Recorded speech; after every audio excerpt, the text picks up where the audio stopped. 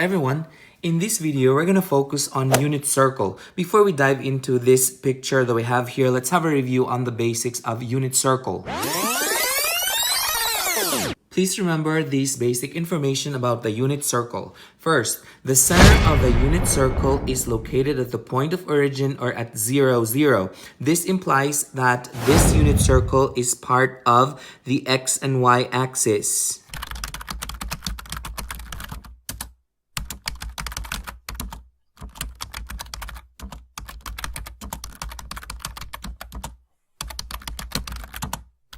Another information that we need to remember about the unit circle is that the radius of the unit circle is 1 unit. Radius is the distance from the center of the circle to the side of the circle. So that means the distance from here all the way to this point right here is 1 unit. So I can go ahead and label this as 1, and that is true for all the rest of these parts, which means that the lengths of all of these line segments from the center to the circle is 1 unit. Now, another thing that we need to remember about the unit circle is that the unit circle is divided into 4 quadrants. So this side right here will be our first quadrant. This part right here is our second quadrant, and this will be the third quadrant right here. And this part right here is the fourth quadrant. Now, another thing to remember is that one full cycle of a unit circle and all other circles will be 360, which means that if we start from the 0 right here, if I turn this pencil around the center of the circle, one full cycle would be 360. Okay, going back to the picture right here, we can see that there are points around this circle, and we are going to determine what are the coordinates for each of these points. So we're going to start with this point right here on the x-axis. We remember that this point is represented as xy, and so we need to determine what is the value of x and what is the value of y. So in this problem right here, we can say that since we say that this is a unit circle, then we say that our x value here is 1 and our y value is 0. So this is the coordinate for this dot right here. Again, the radius of this unit circle is 1, and so that's how I got the x, which is 1, and y because it doesn't go up anywhere on the y-axis, so that's 1, 0. So how do we determine the coordinate for the rest of these, especially those that are not located along the x or the y-axis? In order that we can determine the coordinates for those points that are not located along the x or y axis, we are going to use the special right triangle for this. The reason why we're using special right triangle, as you can see, we have a 30-degree angle, 45 and 60-degree angle. So they fall on the special right triangle.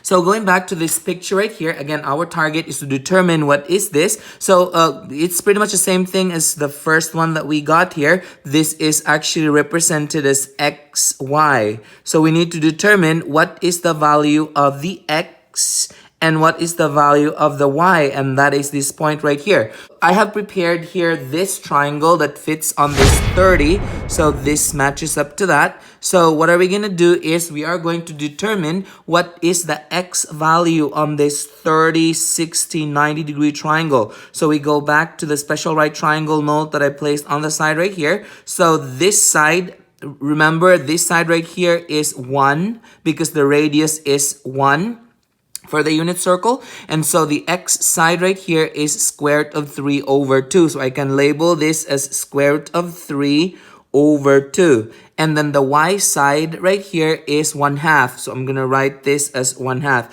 So then we can go ahead and say that this coordinate will have a length on the x-axis as square root of 3 over 2. And then the y is 1/2. So I can go ahead and write that up here. So that is square root of 3 over 2.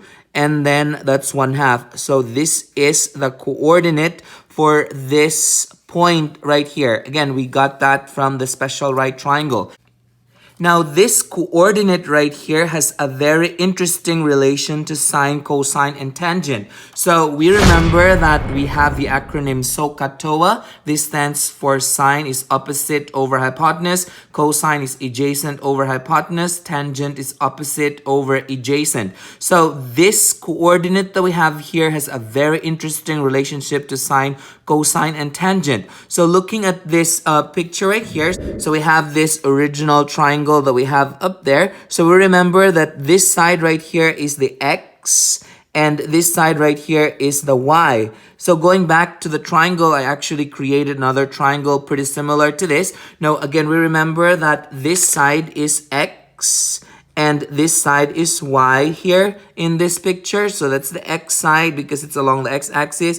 That's vertical, so that's the y. Again, we remember that the radius is 1 of the unit circle. So pretty much this side right here is also 1. So then we can go ahead and say we can use sine for this. So if I say sine 30 degrees, I can go ahead and write this as that's gonna be opposite over hypotenuse. So I go ahead and write that's opposite over hypotenuse. The opposite here is y, so I can go ahead and say that sine 30 is actually equal to y over the hypotenuse is 1. So pretty much sine 30 is actually equal to y. So pretty much this value of y that we have here is actually at the same time sine 30 degrees. Again, because sine 30 is equal to y. Now, another important interesting feature on this, if we get the cosine of 30, so cosine is equal to adjacent over hypotenuse. So if we say adjacent over hypotenuse, the adjacent here is x. So I go ahead and write cosine 30 is equal to the adjacent. The adjacent is x over the hypotenuse is 1. So pretty much x divided by 1 is just x. So we can go ahead and say that cosine 30 is actually equal to x. So this x coordinate that we have here is actually at the same time cosine 30. So pretty much we remember that the x represents the cosine of the angle and then the y represents the sine of the angle. So pretty much if the angle is at 0, the sine of 0 is 0 and the cosine of 0 is 1. Because remember, this x represents the cosine of the theta. So theta means it's just a general angle. And then we have here the y represents the sine of theta. So these are in coordinate form. So then we can go ahead and determine the rest of this one right here. So if we go to 45, so that's a 45 triangle right here. So using the special right triangle, we can say that the value for 45 on this side right here is gonna be it's right here. So that's the square root of 2 over 2. So square root of 2 over 2. And then the other side right here is the same. Square root of 2 over 2. And this is 1. This will be our x and this will be our y. So then we can go ahead and say that the coordinate for this is gonna be it's both of these x and y. So that is square root of 2 over 2 and square root of 2 over 2.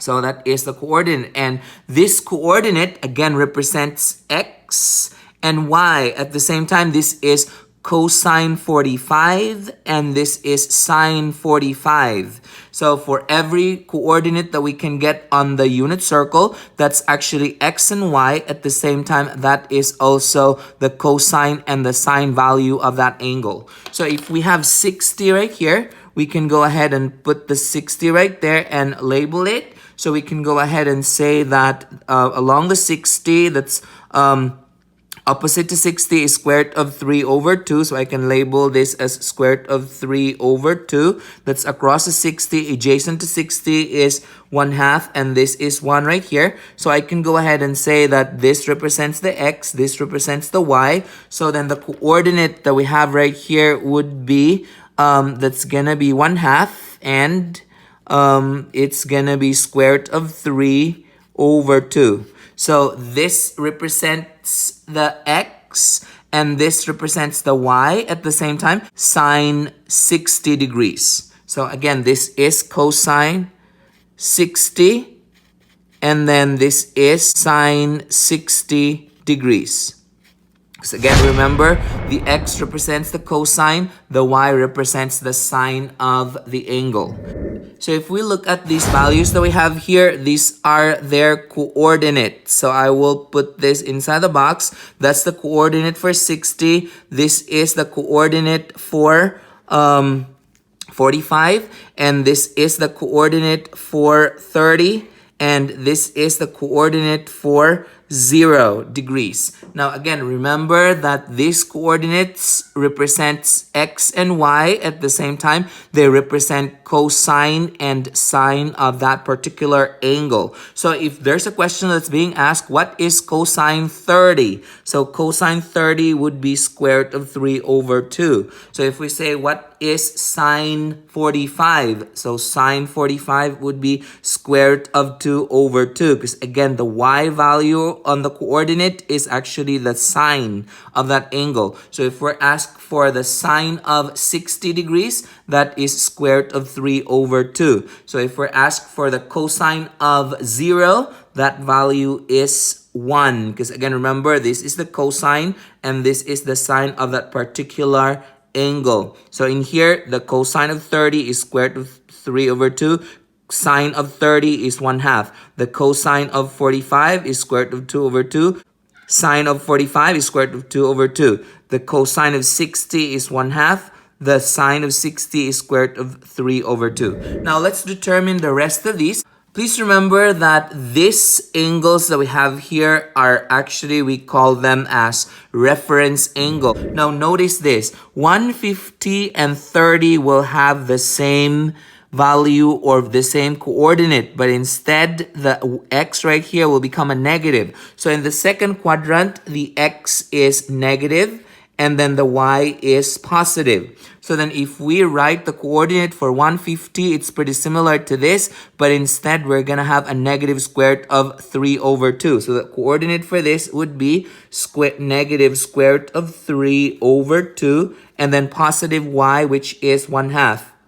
So I'm just going to write 1/2 right there.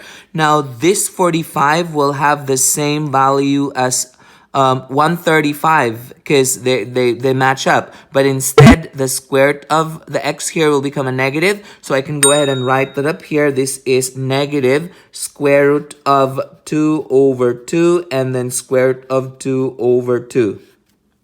And then on the 120, it matches up with 60, but the 1/2 here will become negative. So the coordinate for 120 would be negative 1/2, and that's going to be square root of 3 over 2. And so looking at this, we can tell that the cosine of 150 is negative square root of 3 over 2. Because remember, the x is the cosine, the y is the sine. So if I ask for the sine of 135, that's the y value because we're looking for the sine. So if I ask for the cosine of 120, that's going to be negative 1/2. So moving on to the third quadrant, the x is negative and the y is also negative. So they both have negative x and negative y. So these two, 150 and 210 are a match. These are a match, but then the signs will all be negatives. So I'm just going to write the values right here.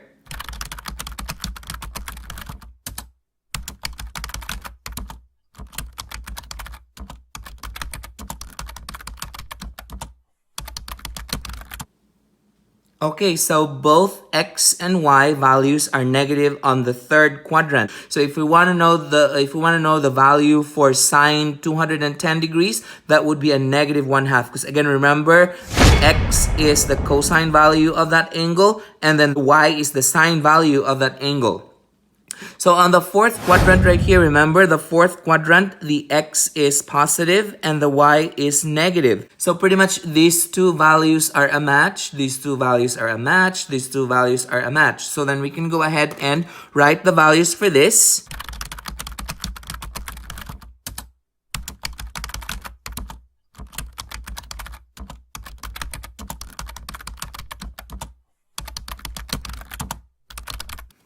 Okay, so these are the coordinates for 300, 315, and 330. So pretty much if we want to know what is the cosine of 330, that would be square root of 3 over 2. If we want to know the sine of 300, that would be negative square root of 3 over 2. Now, look, going back to the picture right here, we haven't determined the coordinates for 90, 180, and 270. So for 90 right here, the coordinate here would be 0 and 1, because again, remember that the radius of the unit circle is 1, so the y here is 1 and the x is 0. On the 180, the coordinate here would be negative 1 and 0. And then for 270, the coordinate for this would be 0 and negative 1. So if we want to know the cosine of 90, that would be 0, because we have a cosine is the x value and then the sine is the y value. So if we want to know the sine of 180, that would be 0. If we want to know the cosine of 270, that would be 0. Just remember, the cosine represents the x and then the sine represents the y. That's it. If you find this video helpful, hit like and subscribe for more math videos. See ya!